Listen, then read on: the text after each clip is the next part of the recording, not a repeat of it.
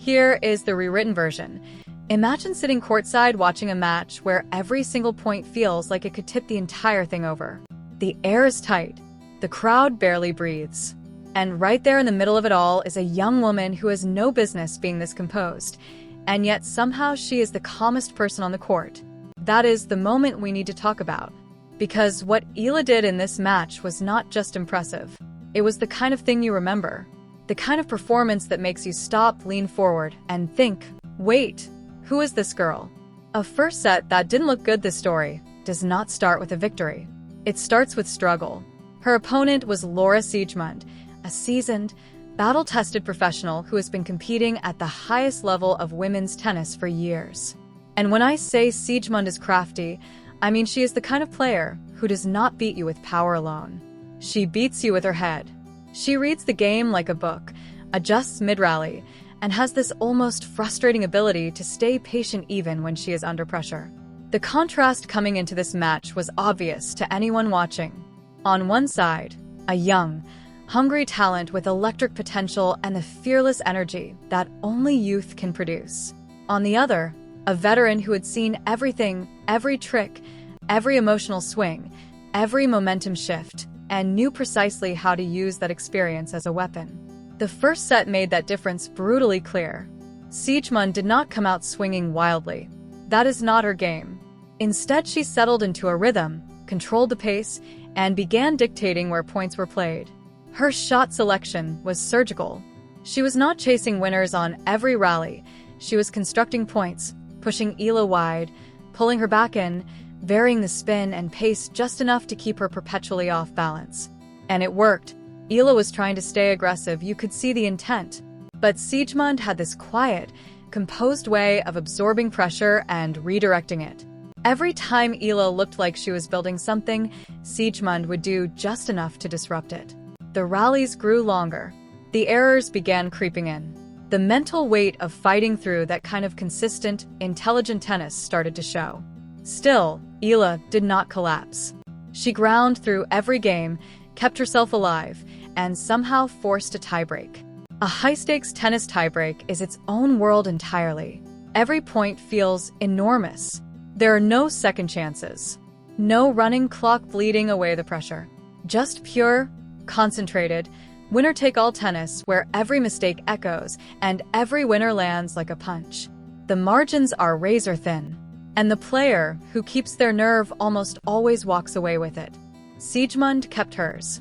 She navigated the tiebreak with the steady, focused precision that only comes from years at the highest level, and took the first set 7-6. The decision at that point, the script seemed to be writing itself.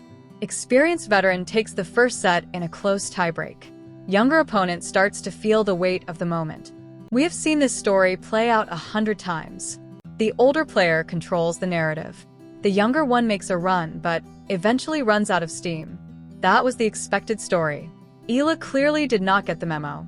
The second set began, and there was a different energy coming from her side of the court. It is hard to articulate precisely, but if you watch enough tennis, you learn to recognize when a player makes a decision somewhere deep inside themselves. You see it in the way they carry their posture between points, in the speed of their movement to the baseline, in the way they start taking the ball earlier, stepping inside the court rather than defending from behind it. Eala made that decision. She was done reacting. She was going to play her game. And that shift changed everything. She started stepping into rallies and seizing control of them. Rather than waiting for a point to develop and hoping for an opening, she was creating the opening, going for her shots earlier, with more purpose and more pace. Siegemund, who had looked so thoroughly in control just 20 minutes earlier, suddenly found herself scrambling. The same shots that had been moving Eala around the court were now being punished.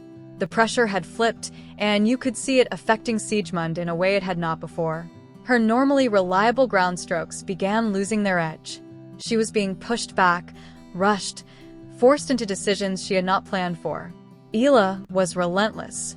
She cut the errors, raised her level, put her foot on the gas, and left it there. The second set went to Eala 6-3. Just like that, the match was level. The third set, playing without fear, 1 set each. Everything to play for. And this is the moment that reveals what a player is genuinely made of. It is easy to compete brilliantly when you are winning, when the crowd is behind you and the momentum is flowing your way. But what happens when it is one set all in a big match and everything you just fought for could evaporate with a few bad games? What happens in the quiet space between sets when it is just you, your thoughts, and whatever you genuinely believe about yourself? That is where matches are really decided. Not in the statistics, not in the tactics, in the mind. Eala came out in the third set and did something genuinely remarkable.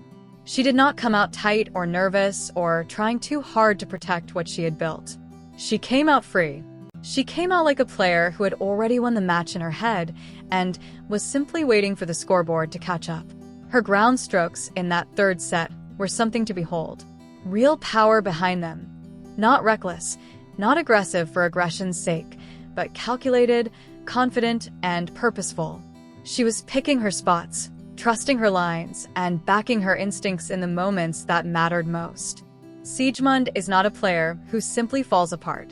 She is experienced and she knows how to regroup. But Eala did not give her the time. She kept the intensity high, kept the pace relentless, and kept Siegemund in reactive mode rather than creative mode. Every time the veteran tried to swing the momentum back, to return to that controlled, chess match style of tennis that had won her the first set, Eala had an answer.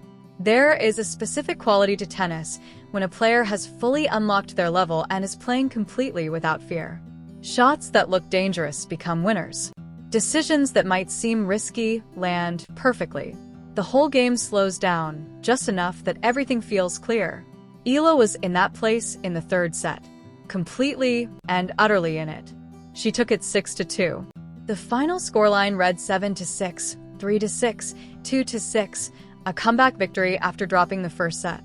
But that number does not really capture what happened out there. What it actually meant what happened out there was a masterclass in how to reset mentally, how to adapt mid-match, and how to channel pressure into performance rather than letting it consume you. Think about the full arc of this match. In the first set, Eala was being outthought by a more experienced opponent, fighting tooth and nail just to stay in it, and ultimately losing the tiebreak. Most players carry that loss into the next set. They become cautious, tense, second-guessing every decision. Eala did the opposite. She asked herself what needed to change, and then had the courage to actually change it in the middle of a big match on a big stage against a tough opponent. That is not common. That is a skill that takes years to develop. Some players never fully develop it. The way she handled pressure in those second and third set moments was striking. There were pivotal games where a single mistake could have swung the momentum entirely. She made the right calls, not lucky calls, not panic calls. Calm, confident, well-executed tennis under genuine pressure. She turned defense into attack when attack was needed. She stayed patient when patience was the right move. And when the moment came to go for it, she went for it without hesitation. The word maturity gets used carelessly in sports commentary. But watching Eala in this match, particularly in those high-pressure third-set moments, it genuinely applied. She was not playing like someone hoping to win. She was playing like someone who expected to. And that quiet, unshakable belief in your own ability, when everything is on the line, is precisely what separates players who occasionally produce great results from those who consistently do. Eala is still building her story. Still young. Still developing. Still adding layers to her game and experience to her career. But performances like this one leave a mark. They are the matches you look back on later and point to as a turning point. The day something clicked, the day the potential stopped looking like promise and started looking like the real thing. The tennis world takes notice of moments like these. Rankings move. Conversations change. Players who might once have overlooked a young name in the draw start doing extra preparation when they see it come up again. Because she proved today that the experience gap can be overcome, that composure can be learned, that the mental side of the game, the part nobody sees in practice but everyone sees in the third set of a tight match, can be developed, trusted, and relied upon when it matters most. For anyone who has been following Eala's journey and believing in what she is capable of becoming, this match was a gift. It was exactly the kind of performance that validates all of it.